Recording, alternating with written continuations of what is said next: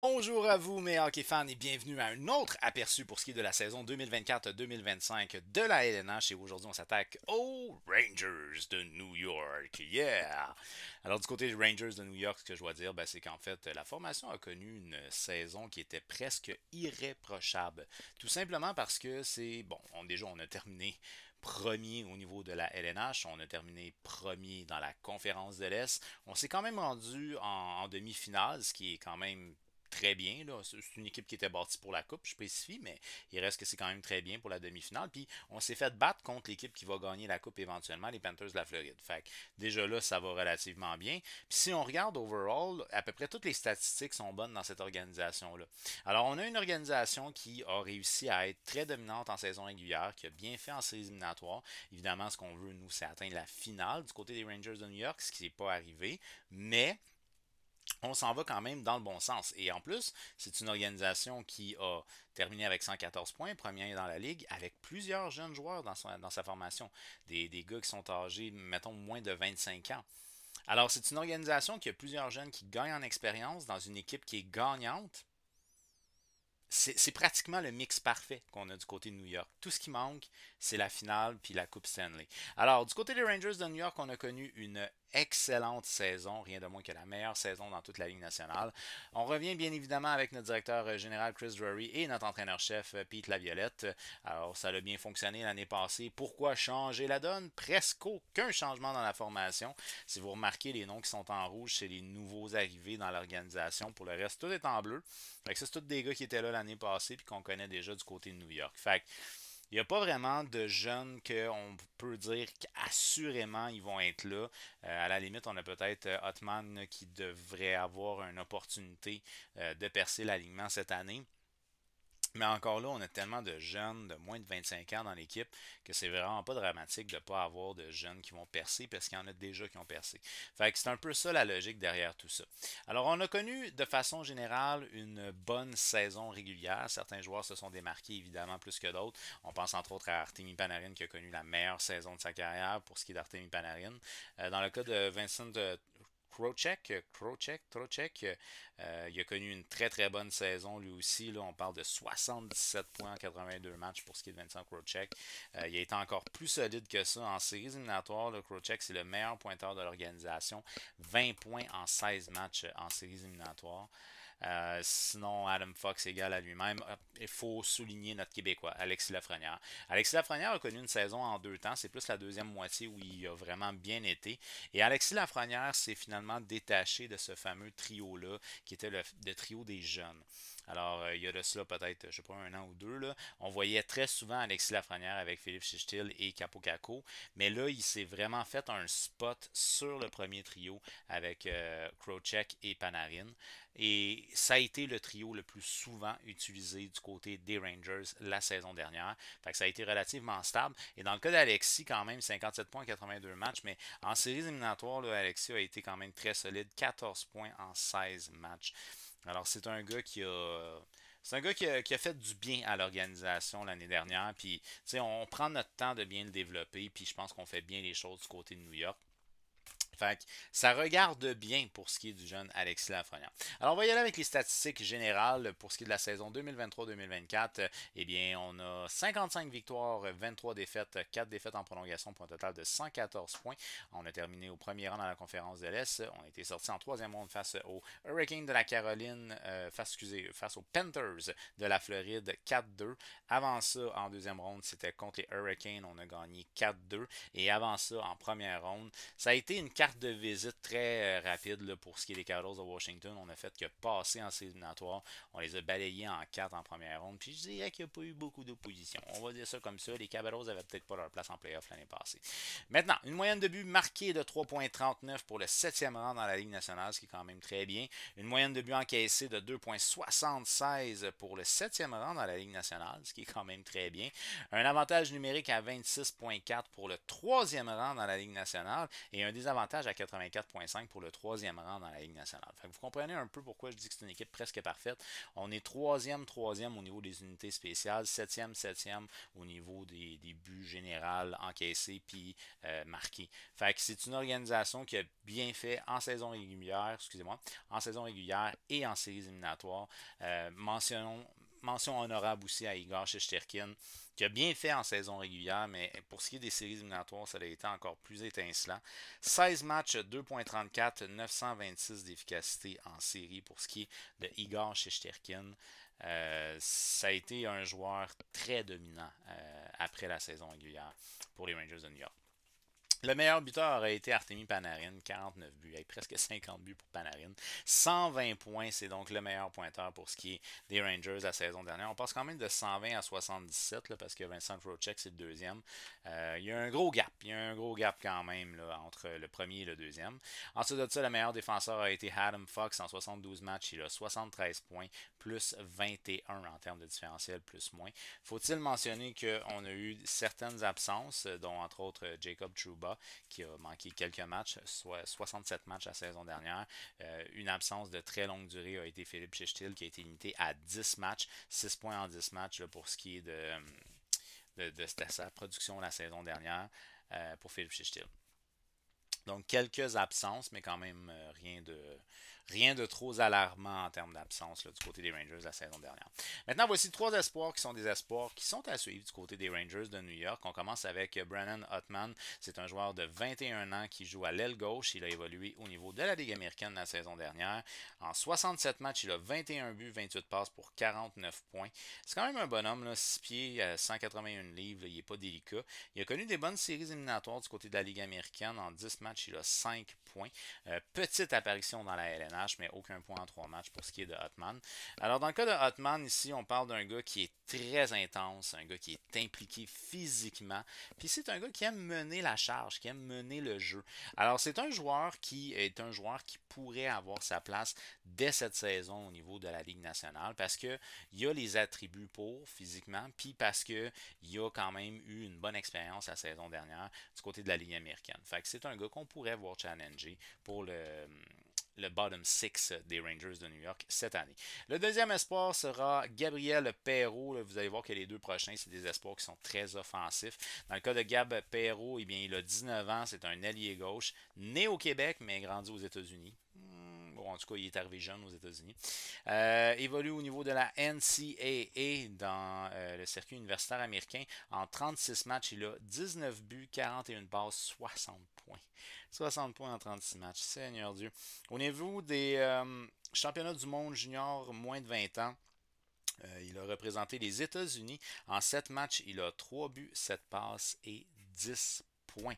Alors, Gabriel Perreault, on dit de lui que c'est un gars qui a un excellent sens du hockey, une de très bonne passe et des mains en or. Donc, c'est un gars qui est capable de déjouer, un joueur qui est porté beaucoup vers l'attaque. Puis ce qui est intéressant pour Gabriel, qui est porté beaucoup vers l'attaque versus Brett Berard, c'est que dans le cas de Gabriel, il est un petit peu plus grand et plus gros. Là.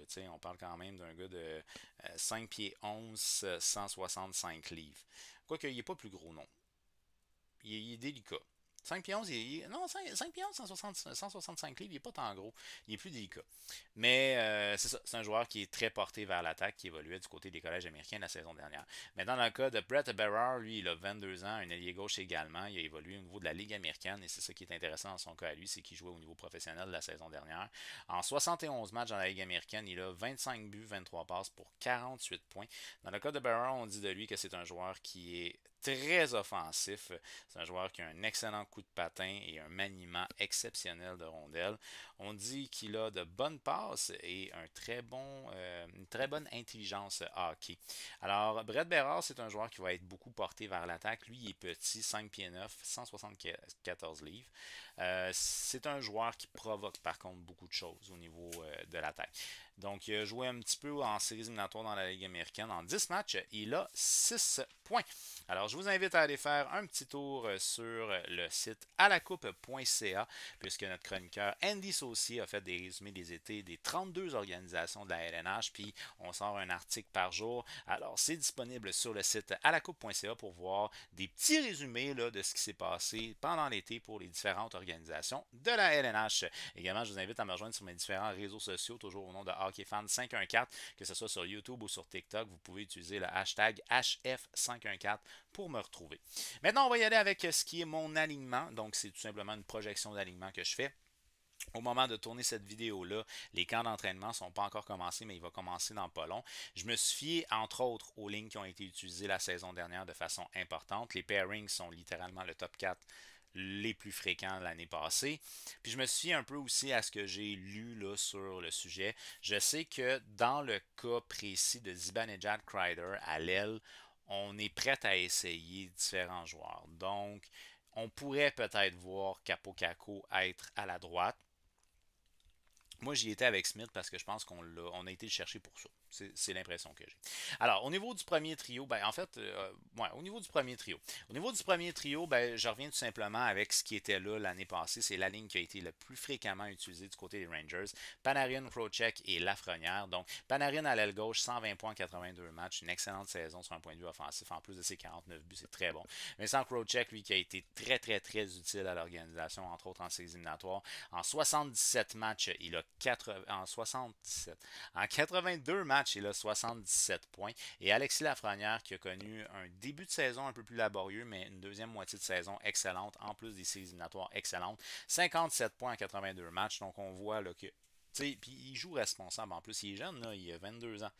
Mais il joue responsable malgré son jeune âge. Ensuite de ça, en termes de deuxième ligne, on va y aller avec Chris Kreider. 75 points en 82 matchs quand même.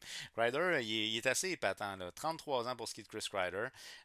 Qu'on fait jouer ici avec Mika Zibanejad de 72 points en 81 matchs. Bon, c'est un joueur qui a déjà fait plus de points que ça, mais c'est quand même pas mauvais, là, 72 points en 81 matchs. Et c'est là qu'on a un point d'interrogation. On a essayé un paquet d'affaires du côté de New York pour ce qui est de jouer à la droite de Zibanejad et Kreider.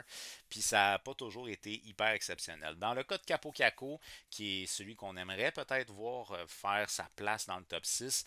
Capo Caco, il est âgé de 23 ans, puis il a connu une saison très décevante l'année passée.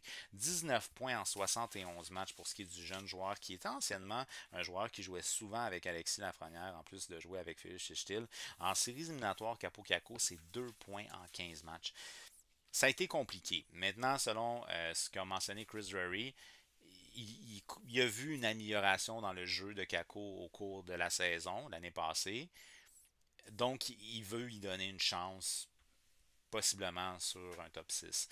Mais, je ne sais pas si c'est lui qui part favori. Alors, j'ai été avec Riley Smith. Lui, c'est 40 points en 76 matchs la saison dernière pour ce qui est de Smith du côté des Penguins de Pittsburgh. C'est un coup qu'on a surtout connu du côté des Golden Knights de Vegas.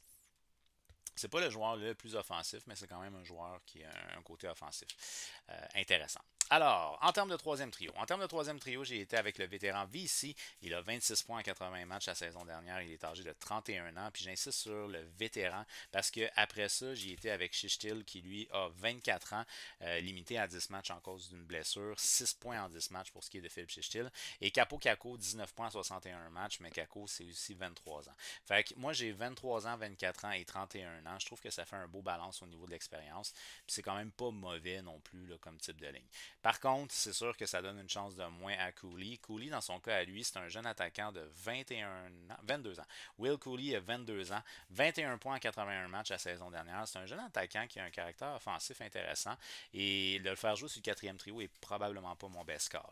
Mais j'ai préféré mettre expérience jeunesse. Fait que dans le cas ici de Cooley, il a 22 ans, que je fais jouer avec Carrick qu'on a acquis pendant la saison morte, 16 points en 77 matchs, et bien entendu le grand Matt Rempe. On connaît bien Matt Rempe, qui a fait la une des journaux à quelques reprises, un grand et gros batailleur.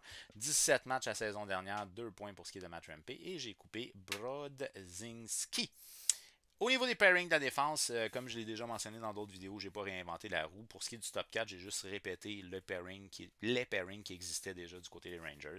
Alors, on y va avec Lindgren. Lui, c'est 17 points en 76 matchs la saison dernière pour ce qui est de Lindgren.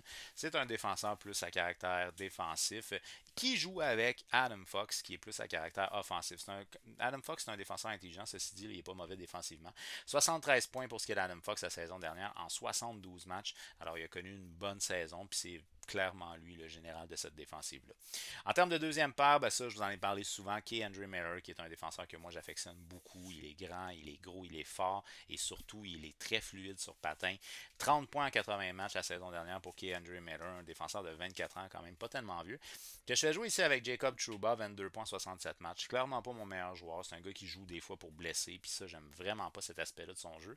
Mais il en reste pas moins. C'est un défenseur d'expérience qui frappe fort. Et ça donne la possibilité à K'Andre Miller de pouvoir exprimer un peu son côté offensif. Parce que c'est un défenseur qui aime bien se porter à l'attaque. C'est pas Adam Fox, là, mais c'est quand même un défenseur qui aime bien se porter à l'attaque. Et là, en termes de troisième paire, ben là, c'est intéressant. On va y aller avec Jones. Lui, il est âgé de 23 ans. Un jeune défenseur, 9 points en 31 matchs la saison dernière, que je fais jouer avec Schneider, 14 points en 82 matchs. Schneider, il a genre 22 ans. T'sais. Fait que mon dernier pairing, là, il est jeune en tigidou. Mais c'est ça que je vous disais en début de vidéo, c'est que même s'il n'y a pas d'espoir qui rentre dès cette année, il y a déjà beaucoup de jeunes dans cette organisation-là qui acquièrent une expérience en or. Fait que c'est pas tant grave. Fait que je mets mes deux jeunes sur mon troisième pairing, comme ça, ben, je me dis moins de temps d'utilisation, moins de chances de faire d'erreurs. Et en termes de scratch, j'y vais avec Rudweld. Maintenant, au niveau des gardiens de but, ben là, au niveau des gardiens de but, encore là, je pense qu'il n'y a pas vraiment de secret. Il n'y a presque rien qui a changé dans cette organisation-là. Ça m'étonnerait beaucoup qu'on voit des changements majeurs. Igor Shesterkin, qui a connu une bonne saison l'année passée, quand même, c'est un des meilleurs gardiens de la Ligue nationale dans le cas de Shesterkin. En 55 matchs, il a 2,58 de moyenne, 912 d'efficacité. Jonathan Quick, qui est un gardien de but vraiment d'expérience, 38 ans pour ce qui est de Jonathan Quick. En 27 matchs, 2,62 de moyenne, 911 d'efficacité. Fait que les deux gardiens ont bien été. C'est sûr qu'en séries éliminatoires, c'est plus Shesterkin. Ben, c'est juste chez Shesterkin qu'on a vu en fait. Mais il a très bien fait, là, 920 quelques, là, je vous l'ai dit tantôt, je pense que c'est 926 d'efficacité en série. Fait qu'il a très bien fait en séries éliminatoires. Donc il n'y a aucune raison de changer quoi que ce soit de ce côté-là. Et en termes de troisième gardien de but, j'étais avec le gardien de but vétéran québécois Louis Domingue. Il a eu un match dans la Ligue nationale la saison dernière. Il a une moyenne de but accordée de 1 et une efficacité de 962. Sinon, on l'a vu un petit peu plus au niveau de la Ligue américaine. En 28 matchs, il a une moyenne de 2,66 et 904 d'efficacité. Alors, pour ce qui est des Rangers de New York, je pense que c'est difficile de dire que c'est une organisation qui va descendre.